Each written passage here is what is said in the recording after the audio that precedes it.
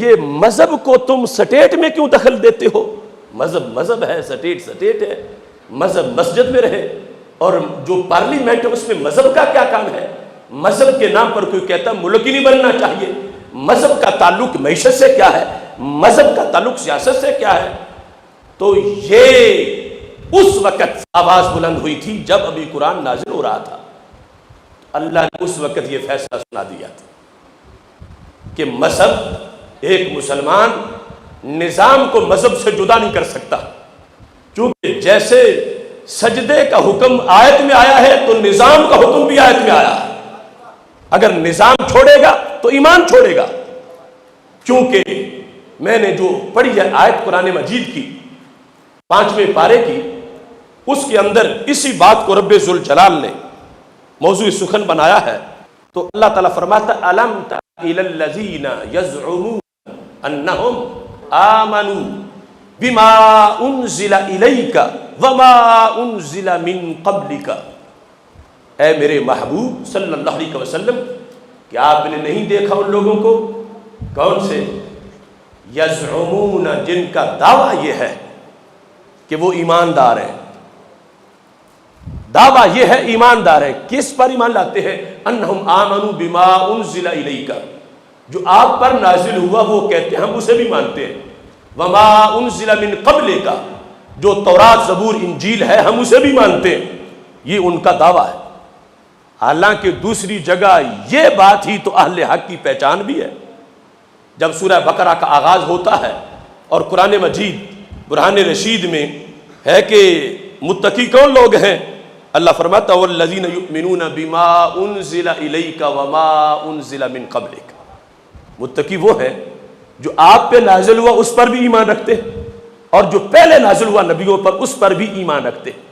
اب جو متقی ہونے کی شرطیں بیان کی گئیں، اللہ فرماتا ہے یہ وہی کہہ رہے ہیں، الم تر الی الذین یزعمون انہم آمنوا بما انزل الیک وما انزل من قبلک، یہ کہتے ہیں کہ ہمارا ایمان ہے قرآن پر۔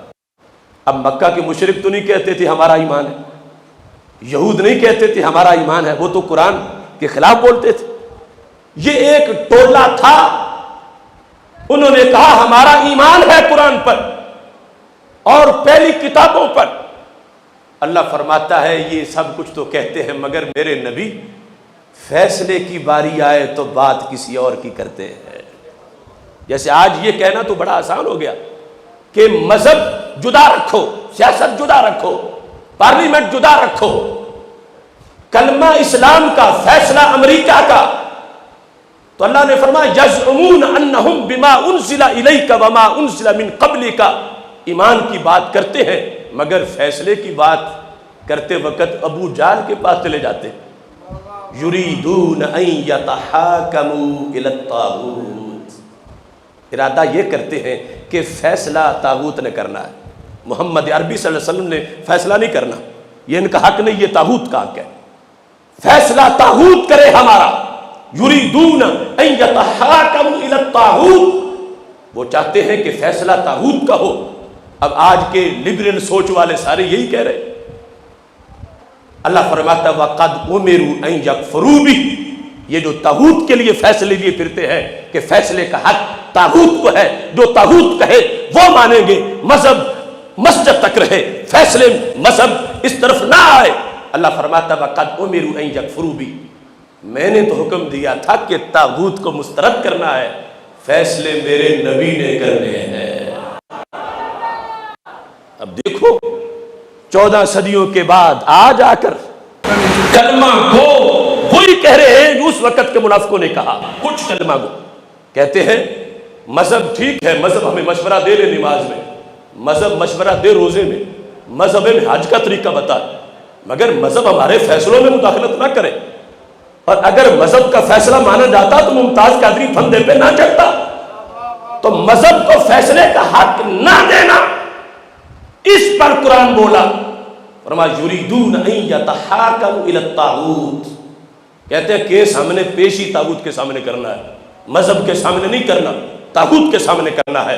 اللہ فرماتا ہے وَقَدْ أُمِرُوا أَن يَكْفُرُوا بِهِ، فرمایا طاغوت سے فیصلہ کرنا تو درکنار، میں نے تو کہا تھا طاغوت ماننا ہی نہیں، उस वक़्त का तागूत अबू जाल था, उस वक़्त का तागूत अब्दुल्ला बिन उबई इब्न सलूल था, आज का तागूत अमेरिका है, जिन्होंने उस वक़्त फैसले का हक तागूत को दिया।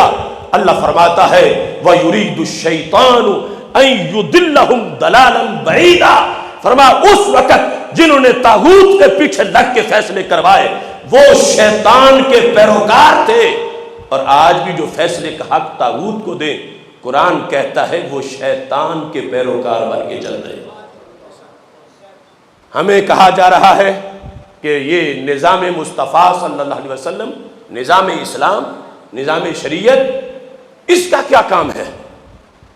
यानी जब जज मुमताज हुसैन कादरी का पहला जो ट्रायल कोर्ट में फैसला हुआ था तो जज ने कहा कुरान ने जो कहा है इसका मुमताज कादरी का अमल कुरान और सुन्नत के मुताबिक है, ये मान लिया तो फिर फैसला तागूत किस तरीके से किया?